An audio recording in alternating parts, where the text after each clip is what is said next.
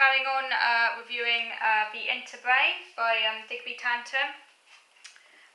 So as I was saying, he draws this distinction between the interbrain, innate, reflexive, brain-based connection, a bit like sort of internet connection between brains that people are born with, and then the more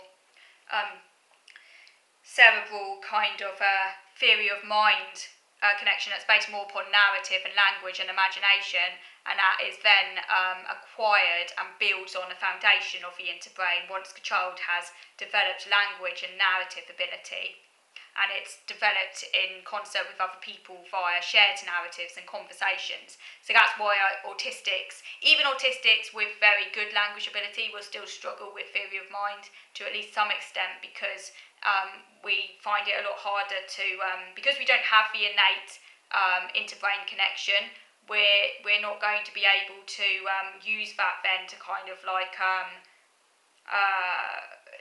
to instinctively kind of share and reciprocate with other people, and that's then going to make building conversations a lot harder. And because we're going to struggle with conversations and knowing what to talk about, because we don't have that innate interbrain connection, we're not having that kind of emotional contagion, we're not experiencing that, so we're going to find it then a lot harder to because we're not like sharing attention so easily with other people, we're going to find it a lot harder to kind of develop a shared narrative, a shared frame of reference. We're going to find it a lot harder to build common knowledge, and that's going to then impair our ability to understand other people's minds, even for those of us like myself who have really good high verbal ability and can talk a lot and can understand long words and stuff. But and I think because like we can kind of like learn about mental states kind of very intellectually by reading, like I'm doing now. I'm kind of educating myself on how non-autistics do it by kind of reading books like this, and then obviously we can parrot back that, and people are like, whoa, you sound really like self-aware, and it's like, yeah, I'm just regurgitating what I've read in a book, but actually the innate understanding is actually not there. So as I was saying, I have a very basic intellectually acquired understanding, but I don't have an intuitive understanding, and I have a developmental lag. I have, in theory of mind, and obviously that then sets you back and makes it really, really hard then to form relationships, because you're not naturally understanding what someone is thinking or feeling. I mean, I have no idea really what's going on in someone else's minds, because I'm not picking up on all of that non-verbal body language and stuff they're giving up, because I can't read it unless it's like really, really obvious, and then even then I don't really know what to do with the information. He talks about how the interbrain, so the theory of mind is the impersonal, universal principles that language provides, which is available in narrative, whereas the interbrain can only be made in full with people in our immediate vicinity, because you have to be with other people in order to have an interbrain connection.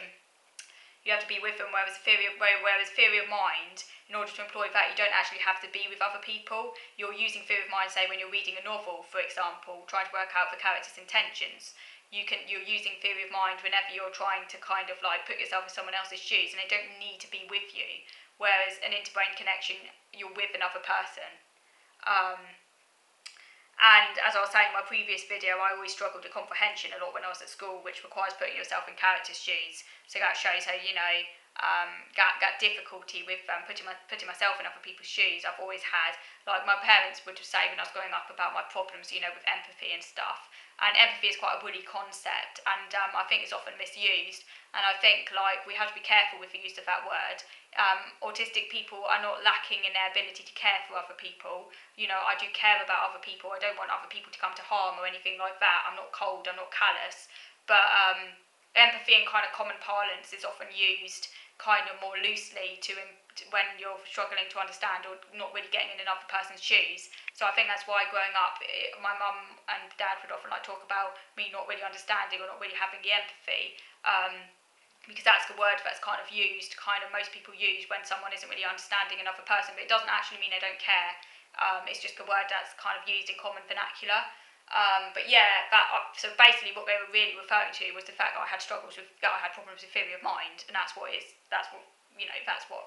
basically is. It's problems with theory of mind, or the cognitive empathy, I guess. So yeah, So as I say, interbrain connection can only be made with people in immediate vicinity. Unlike the interbrain connection, which is immediate and real-time, narrative connections can be maintained in absence of a person with whom connection has been made.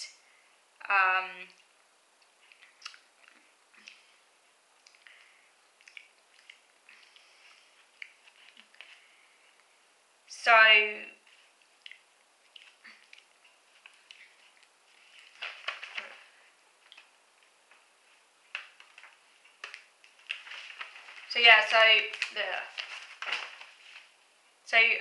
theory of mind is all about perspective taking.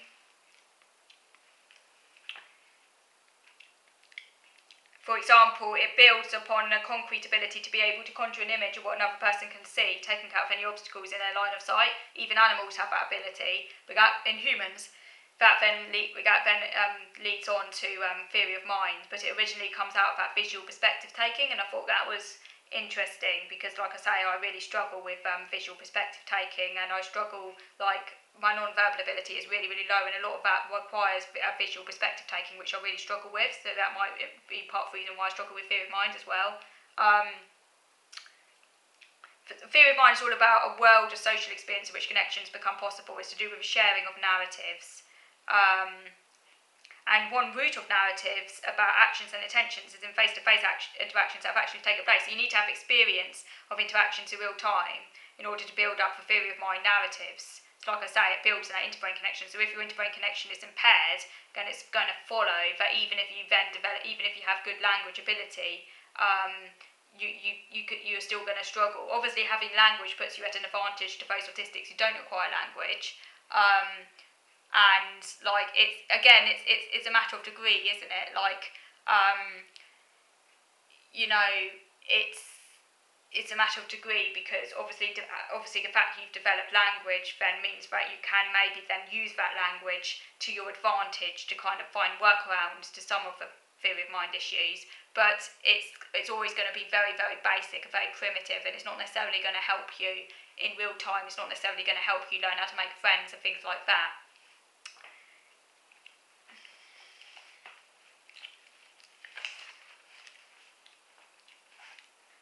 Theory of mind also enables people to build a common knowledge set out of their experiences with other people.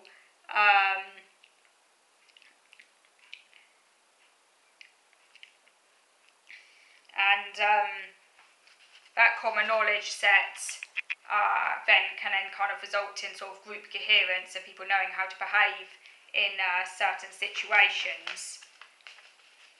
You know, as people sort of know what's expected of them via the common knowledge set. So he argues then that humans are connected not only through a culturally acquired, shared or common knowledge about people, which is the theory of mind, but also via an innate connection that's provided by the brains via networks that mediate non-verbal communication, and that's pre-verbal and shared with other animals.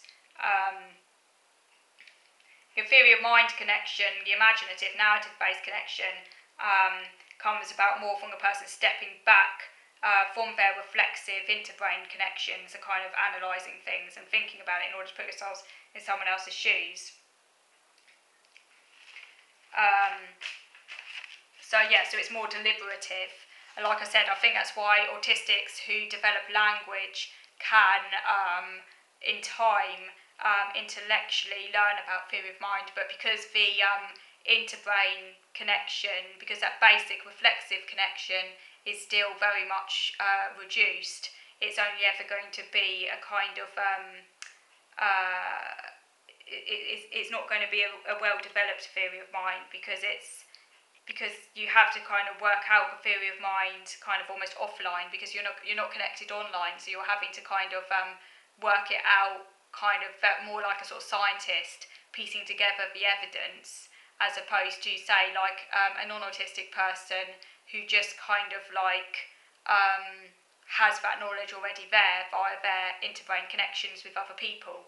So it's a different way of like acquiring it, and I think because autistics find it so hard to learn about these things and to pick up this information naturally, we're then always at a disadvantage. Even if we later on learn about it intellectually, it's never going to be the same as just having it there ready at hand. and it doesn't mean that we're going to be able to kind of instinctively use that information, because without that interbrain connection, it's going to be really hard to kind of put the information into practice in real time.